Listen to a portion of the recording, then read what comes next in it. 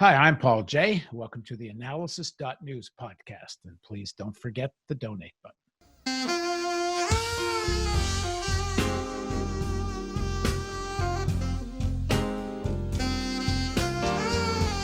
A razor-thin majority for Biden, relying on the mail-in vote. This is the election result Trump and people like Steve Bannon expected. They were right, and the polling was wrong. Again, Bannon declared a few weeks ago the war would begin on November 3rd. And here we are. Trump has already declared victory and is saying the Democrats plan to steal the election. This is without question the latest news conference I've ever had. Well, that's the opening shots. Get the troops ready for battle. What might this war look like? Will the American financial elites allow the political system to descend into chaos? Can they prevent it? Will the Supreme Court issue another partisan decision, as they did in 2000, handing the election to the Republicans? After Trump's disastrous role in allowing the pandemic to get out of control, why was this election even close? And assuming Biden does take office, and that's anything but assured at this point, will he have the guts to confront a Republican-controlled Senate and a fired-up Trumpian mass base? Or will he, quote, try to bring the country together by giving the super rich and the far right exactly what they want? Now joining us to talk about all this is Colonel Lawrence Wilkerson. He's a retired United States Army colonel, former chief of staff to United States Secretary of State Colin Powell. Larry is a distinguished adjunct professor of government and public policy at the College of William and Mary, and he's a member of the National Task Force for Election Crises. Thanks for joining us, Larry. Good to be with you on this most interesting day. Well, you're on a task force for election crises. You got your crises. So what are you guys thinking? I think you had a meeting today of some sort. We did. The webcast today was mostly for major media, national media like the New Yorker, AP, and so forth. But we had an opportunity to email exchange and talk beforehand. And frankly, your characterization, and that might change, I'll admit that your characterization is a bit off, I think, from our analysis. We see things happening pretty much the way we predicted they would happen. I might add, the way the Transition Integrity Project's war games went, that it's going to be extremely close, that there are still, as of noon, for example, 30 million votes to be counted, that there is a real, satisfactory, very methodical process going on all across the country right now. A process that could have been much swifter had the Republicans, and it was Republicans, not kept states from changing their laws so they could start counting these new huge volume of early votes earlier. They have to, in these cases, start on the day of the election. But it's going well. It's going extremely well. We had a report on violence across the country. There was a little bit here, a little bit there, but not anything like what some of our scenarios predicted. That could change also, but it's pretty much going the way we assessed it in one of our scenarios, and it's pretty much going the way we would like it to go. That is to say, the laws are being followed, legal action is being taken, legal action is being supported or thwarted accordingly. Votes are being counted. That's what's going on now. No more ballots are being cast whatsoever. They've all been cast. Now they need to be counted. And in some cases, according to state law or other people's objections, they're going to be recounted. And we got to have all that done by 14 December. And we pointed out today that in most elections of the past, since World War II, we have had the counting go all the way up to the last weeks in November. So that's what we anticipate this time. The one disquieting thing I heard was from one of our really talented electoral politics experts, that we might have a Hayes-Tilden event, ultimately. Which means what? A complete tie, or an indecisive, ambiguous result that gets resolved by the Constitution. And as I've said many times, that's something you could drive a Mack truck through in terms of the way this goes. If Pelosi becomes the president, the House and the Senate have to decide, and they have to agree. It gets to be a real messy messy proposition. Well, before we get into that, and we should, let me just say my introduction wasn't an analysis. It was a bunch of provocative questions to get you going, because Sure. I tend typical newsman. Because I lean towards that the system and the institutions will assert themselves. And when I ask the question, will the financial elites allow this to completely spiral out of control? Because it's all the various institutions and political representatives, I shouldn't say all, most, depend on the financial and other elites for their livelihoods. I don't think they'll let it get out of control, but we've been surprised before. But let me just ask you this. Let me say this before you get off that, because Yeah. I think you can lay at the feet of Charles Koch and all the allies who knew they were allies, and maybe even as importantly, all the allies he had who didn't know they were his allies, working at the grassroots level, disdaining Washington, not even caring about Washington, working in the states to take power. And when you look now at the states and what the Republicans have done in the states where they own the governor and both houses, or one of the houses and the governor, or both houses and the Dems have the governor, those are the states that are usually the ones that are perturbating the process. And Koch knew that. He got into the states and he got the states. So do you think, as Trump is hoping, this ends up at the Supreme Court? I don't think so. There's certainly the possibility of it, but I don't think so. From what I'm seeing right now and what I'm hearing in our briefings, I think we're probably going to have a really squeaky finish, maybe where one person wins in the Electoral College, just like we did in 2016 and 2000, and the other one wins the popular vote. But of course, the Electoral College vote is the decisive vote. Or one wins in both, but the other one just won't stop contesting it. Well, right now, it looks like Biden's likely to win both, but not by much. Why don't we just dig into that a bit? How the hell is this election close? That's a wonderful question. It's the reason I said in our preliminary remarks before we came on the air that I think we've just moved from 1850 to 1856. And you, as a Canadian, rightfully so, said you didn't know much about our Civil War. But I'll tell you, it looks like we are divided precisely the way we were in those pre-war years. That is to say, 50-50, roughly. And most political scientists will tell you, you can't govern in a democracy, even a pretend democracy like we are increasingly. You can't govern and maintain that facade if you're 50-50. You simply can't, because you can't forge compromise. You know, Paul, the last time we really forged an important compromise, I think it was 2011, maybe it was 10 when we passed it, 11 when we ratified it, the New START Treaty, nuclear weapons. And even there were a hell of a lot of Republicans that voted in that almost 1/3 against it, because it takes 2/3 to ratify a treaty, of course. I think that's probably the only treaty we've ratified of consequence in the last 30 years. That's an indicator. We cannot do it even on nuclear weapons, or we do it barely on nuclear weapons. We barely got a 2/3 majority to renew that treaty. And it's coming up in February for renewal again, and Trump's policy so far has been anything but positive with regard to its renewal. And Putin's been literally begging him to get off the dime and do something about it. The Bannon-type forces and the forces inside the Republican Party that are allied with him, either ideologically or even organizationally.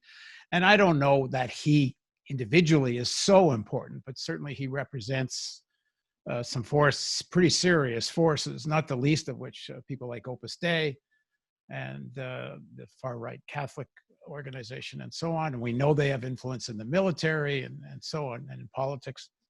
The fact we let 6 of the 9 justices be Catholics is beyond me. Absolutely beyond me. I think back to when John Kennedy didn't think he could get elected president of the United States because he was a Catholic. and the American people thought the Pope would give him orders. And now we've got 6, and each of them looks, if they're not actually, like they're members of Opus Dei. Yeah. So this is incredible that we would let this happen. So don't these people see this as a sort of, I don't know, last chance? The fact that the Republicans are likely to control the Senate is going to mitigate what I'm saying, because they can't give, if I understand correctly, there's no way to give statehood to Puerto Rico and DC, which would completely change the electoral map. But if the Democrats don't control the Senate, and frankly, even if they did, I don't know if they got the guts to actually do that. But nor do I. But the fact they don't control the Senate gives the elites an enormous control over this Biden administration. Not to say they wouldn't have had all kinds anyway, but they can't pass anything serious now, like this big green infrastructure plan. And I mean, to me, that's the real tragedy of this election, is that even though the Biden climate plan has gaping holes, especially the reliance on carbon capture, at least there would have been a conversation about effective climate. This is kind of more or less off the table, unless Biden can really do stuff by executive order. How much can he do by executive order? Not a lot that isn't immediately reversible. And I don't see him as anything more than a one-term president. So you have it for 4 years. It's barely executed. It's very randomly executed too, because executive orders are never very well executed. And then you have a reversal of it when the next president comes in. I'm somewhat encouraged by this legislation that's on the Hill right now for a national infrastructure bank. That legislation is well written, and there is interest on the Republican side. And there could be a couple of issues, that being one of them. We desperately need to do that. And we're not going to finance it with taxes. So this is an innovative way to finance it. That could be an issue where we see enough compromise, enough interest that we could have something happen. And that's desperately needed. Let me go back to where we were, because I sort of jumped ahead in the conversation. Sure. Do some game theorizing with me. If you are a Bannon or Bannon type and you're in that cabal, what weapons do you have to try to steal this? Steal this election? Because usually what Trump and those people do is whatever they're planning to do, they accuse the other side of doing. Yes, they're very much like the communists. Communists don't believe anything they can't prove, and they can prove anything they believe. Yeah, well, I used to think everything the United States said about the Soviet Union was more or less true, but everything the Soviet Union said about the United States was more or less true. Anyway, given all of that, what? I understand your question. Yeah, what can they do to try to create what would amount to a kind of judicial coup? If it is, as we heard today, proceeding fairly smoothly, the vote count is going on, and that if it's left alone and reasonably efficient, we'll know something in a week or two. And that something is a slight win in both the Electoral College and the popular vote. I think it'd be more than a slight win in the popular vote. And it's Biden. What then can they do?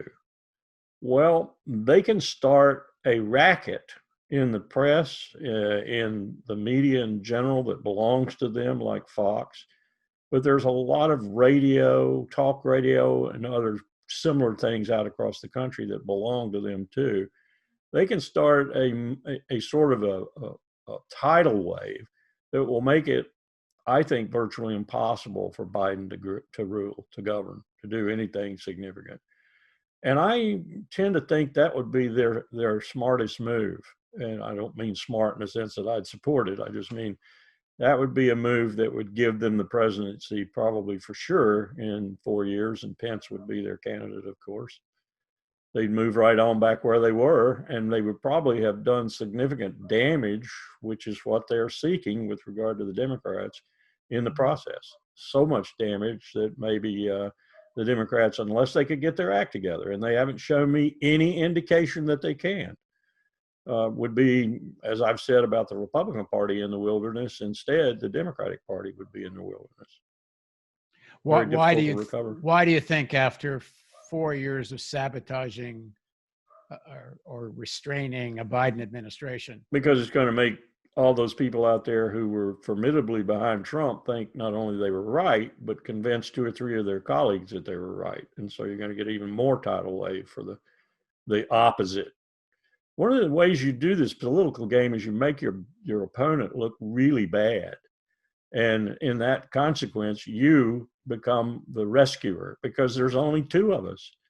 I'm just rereading Bill Safire's book, Scandalmonger, which is about Washington, Adams, and then Jefferson. And it's about Hamilton, Burr, and really Madison and Monroe in the middle of it all, combating for the heart of this nation at its very beginning. And it's a marvelous book. And Bill Safire did a tremendous job, because the words flowing out of these players' mouths, whether it's James Callender and Sally Hemings, or it's Porcupine and Cobbett, the British citizen who was the Federalist mouthpiece, all these people, the words flowing out through Safire's pen are from their mouths or from their pens in letters and so forth. And you go back and you find everything we're seeing right now, right there in the very beginning of the Republic. You find the Hamiltonian who really wants to be king. You find the Jeffersonian who is as slick and underhanded as anybody you can imagine. And he wants the farmers and, the French, and he's not put out and put back or put off by the French Revolution and Napoleon. It's almost like reading about today without all the technology. You realize it's always been this way. It's always been vituperative and bitter and personal and shenanigans in the background and money, money, money.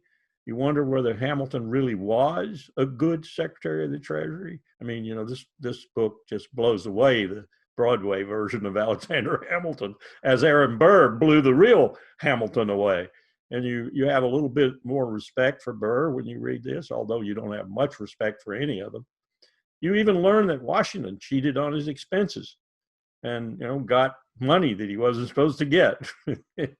So you don't expect that they can, assuming Biden wins all the races he is now leading in, and that seems to be what all the television pundits are suggesting. You don't see there's a way for Trump to prevent Biden from coming to office here, unless he really wants to go all the way and has people who will support him in going all the way. And by that I mean some of the scenarios we looked at that we didn't necessarily take all that way, but we certainly talked about it. And that is that when he's losing, he's got a considerable number of people out there, so far, most of whom we haven't heard from, a little bit in Southern Florida and Broward and Miami-Dade, a little bit in Texas, which got a lot of visibility, cars driving people off the road and so forth. But he's got some people out there that if he really wanted to call them forth, use his finest rhetoric to call them forth, and to contest this long, drawn-out vote count or its results, it could really get messy.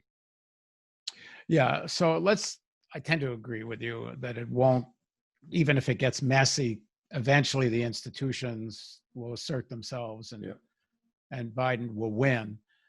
So what does this mean for the Democratic Party? I mean, I think one of the things this election has revealed again, but perhaps even more so, is the corporate Democrats actually don't have a way to talk to whole sections of the country, whole sections of the working class, meaning that the media, which is Democratic Party aligned, whether it's MSNBC, CNN's, most of the major networks really, a lot of people don't watch them. They don't listen to them. And they listen to Fox and the radio shows you were talking to.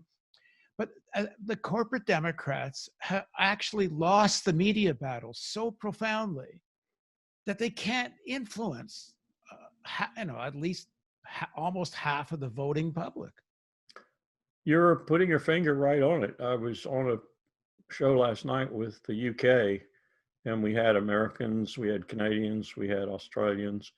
And there was a mystery on there about how we could be so divided and so ramified in our views on both sides. And yet, when the expert on media began to talk, he nailed it, in my view. He nailed it. Why do the American people not see Trump's management of the COVID-19 pandemic as a damning factor? Well, because they don't know it. They don't know it at all, because Fox has not been presenting it to them, and they don't watch anything else. Should they stumble on something else, it's immediately fake news. Bang, it's off. They're not going to listen to that. They're going to tune into Rush Limbaugh, or they're going to tune into Fox or whatever. No one listens to the other side, period. And you can't break in. I've found that out myself in going all across the country. You can't talk to people on the other side of the aisle anymore because they will not listen. You are the enemy, and they think you think they're the enemy, and never the twain shall meet. That's how we become so polarized. And it's interesting because the financiers who are supposedly against this kind of right wing, the liberal billionaires and multi-millionaires that finance the Democratic Party, it's kind of obvious what to do, which is either set up a competition with Fox, or buy out the significant ownership of Fox, but they don't, because this is a lever of power for them. They want this push from the right, even if it may go a little too far sometimes. It's useful. That's part of it. That's part of it. I remember when I was campaigning for Jim Webb, Mark Warner, and Tim Kaine, when I really sort of switched over to Obama after I served the Bush administration. And I remember coming out of a middle school rally for all three men, Kaine, Warner, and Webb. And my wife turned to me in the parking lot and she said, these Democrats aren't really bad people. Not like those Republicans we've been mixing with all these years, who are a bunch of high-powered lawyers and don't really socialize with you if you're dirtier. You're dirtier than shit because you're not one of the high-powered lawyers or whatever. You're not one of the cognoscenti. You're not one of the elite or whatever. You're not Colin Powell or Henry Kissinger or somebody like Boyden Gray. These Democrats are all right. And I looked at her and I said, yeah, but they don't know squat about how to politic. And I still believe that. They don't. They simply don't. And they don't understand that their party at the top is brain dead, utterly brain dead. From Schumer to Pelosi, from Pelosi to Schumer, from Hoyer to Menendez, they're brain dead. They will not allow their young people to come up. They will not allow them to grow and mature and take committee positions and so forth. It's crazy. I had a Democratic woman say to me the other day, who is in charge of one of the most powerful Democratic groups in Virginia, I just don't believe how utterly soundproof these people are. And I said, what do you mean by soundproof? She said, nothing gets to them.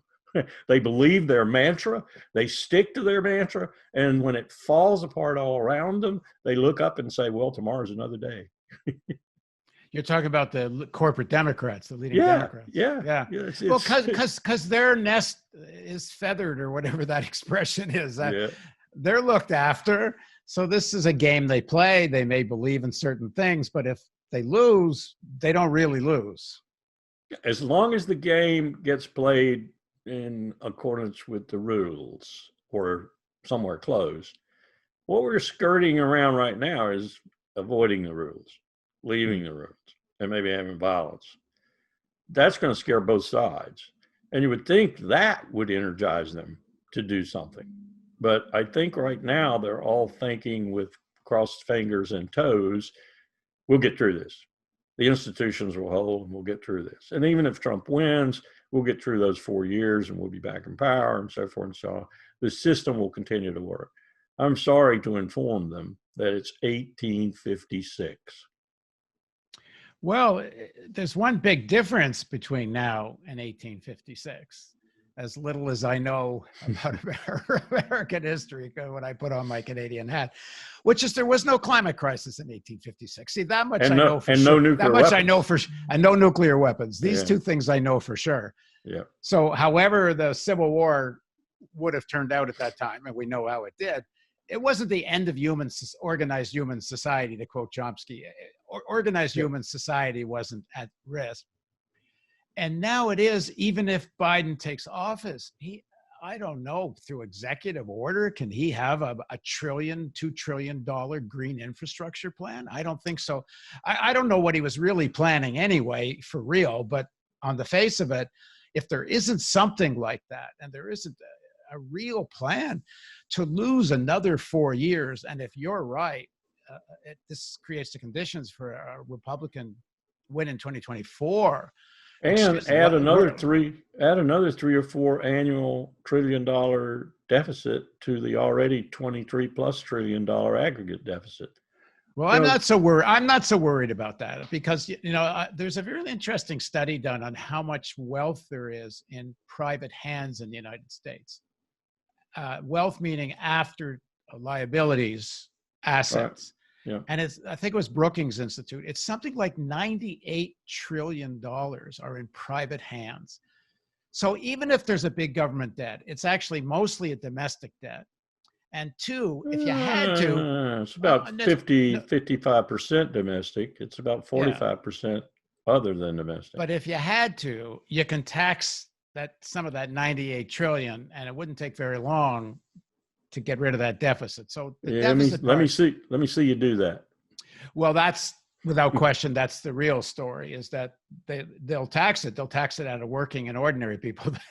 They won't tax the rich, but at least it's there if you're ever in a position to win that fight. Every time I pick up a major Asian paper, I find there's another little deal over here where everything's going to avoid the dollar. Everything's going to be denominated in renminbi or maybe yen. It's going to avoid the dollar. Creeping, slow movement toward eliminating, as Charles de Gaulle said, that most pernicious weapon America wields, the power of the dollar. It's going to happen. It's going to happen. And then when inflation takes off and we can't deal with that inflation by devaluing our currency, because it will be a disaster if we do, it's going to change the whole ballgame, in my view. And then you're going to see these people come out of the woodwork, maybe. But will it be on time? Will they be able to arrest what's going to happen when the world decides to hell with the United States and to hell with our currency? Well, that's a whole nother conversation. And at the same time, long time off. Oil proceed. Well, maybe not so. I might even live to see this, and I'm 76. Oil may be, and I think probably already has crossed its tipping point. So the fact that oil sales are delineated, at least in the majority, in dollars these days, although that's changing too, is going to become a non-factor in less than a decade, probably. So where's our power other than our bullets and our bombs? Well, let me get back to where I was headed, because I don't disagree with that. But if Biden, assuming he takes the office, assuming they lose the Senate, if he doesn't come out with an extremely bold climate plan done through executive order, maybe it gets reversed if the Republicans win in 2024, or maybe with enough pressure from the people, and this is where I'm headed, there's an actual bold plan that excites people.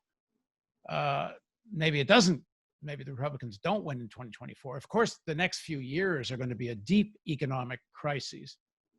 And it's in some ways an advantage to Biden that the depression is going to get deeper as the pandemic continues to get worse, because Wall Street doesn't mind a big stimulus plan right now.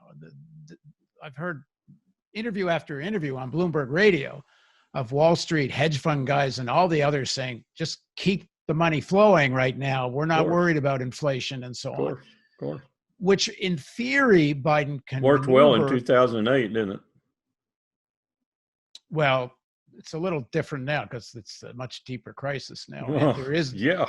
and there is a need to get money, perceived need to get more money into consumer spending. Where in 07, 08, they didn't give it much of a shit about that.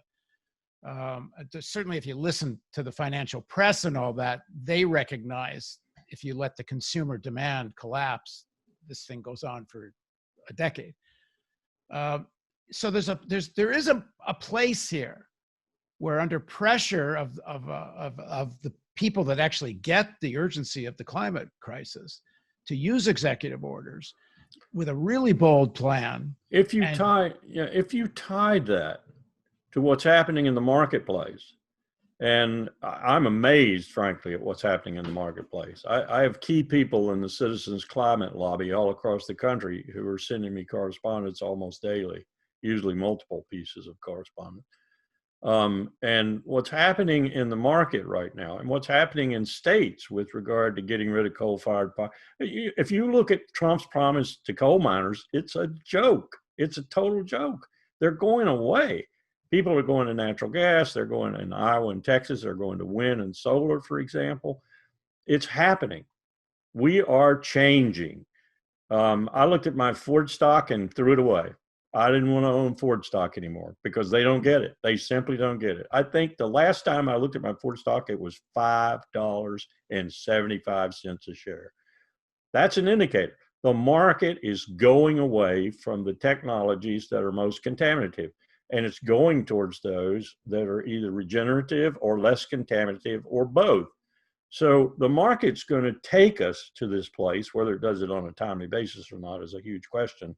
So he needs to time these executive orders and coordinate them and make them in sync with what's already happening in the market and encourage that to happen even more. The most powerful way you do that, of course, is with subsidies, which is what, guess what, the state of Texas is doing with wind power and solar power. Been fought mightily by the Republicans in that state, but it's gaining every week a little bit. And so if you let this market go and you help it a little bit, as government can do, as FDR did, for example, you could change this whole thing overnight. The big question is going to be, are we going to do it fast enough? Yeah, if it's really I think if it's really just dependent on market mechanisms, it will never be fast enough. It's got to be government market cooperation. I mean, I think that's just clear.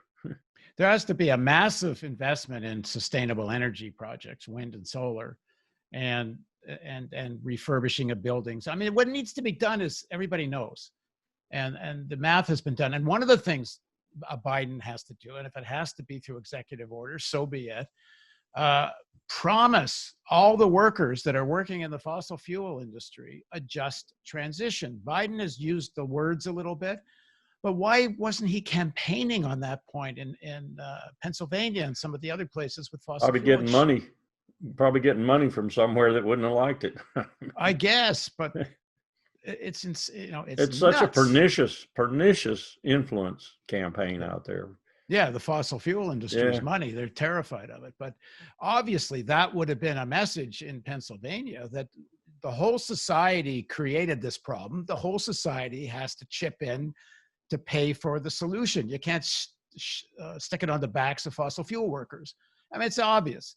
And the math has been done. It's a pittance amount of money in Pennsylvania, like Bob Poland did the math, the economist. Yeah. But getting them to trust you is a real, in a political sense, getting them to trust you that you're going to do that when you say you're going to do that. Even if you say you're going to do that, that's a challenge.